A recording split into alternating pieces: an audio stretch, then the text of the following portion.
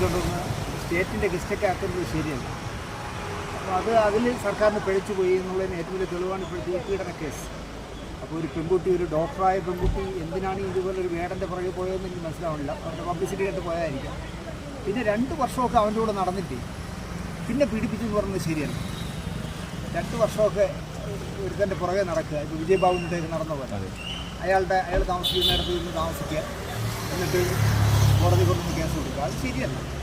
ഈ ഡോക്ടർ കുട്ടിക്കും സംഭവിച്ചത് അതാണെന്ന് എനിക്ക് തോന്നുന്നു. കാരണം അവൻ്റെ ഗ്ലാമറും പ്രശസ്തിയും കണ്ടപ്പോൾ അവൻ്റെ പുറകെ നടക്കുക. ഒരു ഘട്ടം കഴിയുമ്പോൾ അവൻ അതിനേക്കാൾ വലിയ കിട്ടുന്നുണ്ടപ്പോൾ അവൻ ഇതിനെ തള്ളിക്കണം, അല്ലെങ്കിൽ അവന് മതിയായിക്കണം. അപ്പോൾ കൊണ്ടൊന്ന് പീഡന കേസ് കൊടുക്കുന്നത് ശരിയല്ല. ഇവിടെ നടക്കുന്ന പല പീഡന കേസും അങ്ങനെ, അത് ശരിയല്ല എന്നുള്ള പ്രശ്നക്കാരനാണ്. പക്ഷേ വേടൻ ഒളിവിൽ പോയത് എന്തുകൊണ്ടെന്നത് ചോദിക്കും. അതാവുമായിട്ട് ജാമ്യം കിട്ടില്ല. അത് അല്ല, ഒരു മുൻകൂർ ജാമ്യത്തിന് അപേക്ഷിച്ചായിരുന്നു. പിന്നെ അപേക്ഷ വരട്ടെ എന്ന് പറഞ്ഞു, അതിൻ്റെ കോടതിയിൽ വരട്ടെ എന്ന് പറഞ്ഞിരിക്കുകയായിരുന്നു.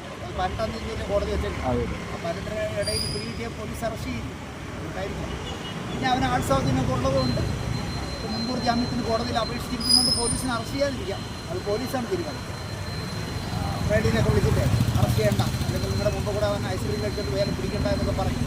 ഇപ്പോൾ പലരെയും അങ്ങനെ വിട്ടിരുന്നല്ലോ മാസങ്ങളോളം. അത് സർക്കാർ വിചാരിക്കും. സർക്കാർ അതിന് വേണ്ടി വിചാരിച്ചാലേ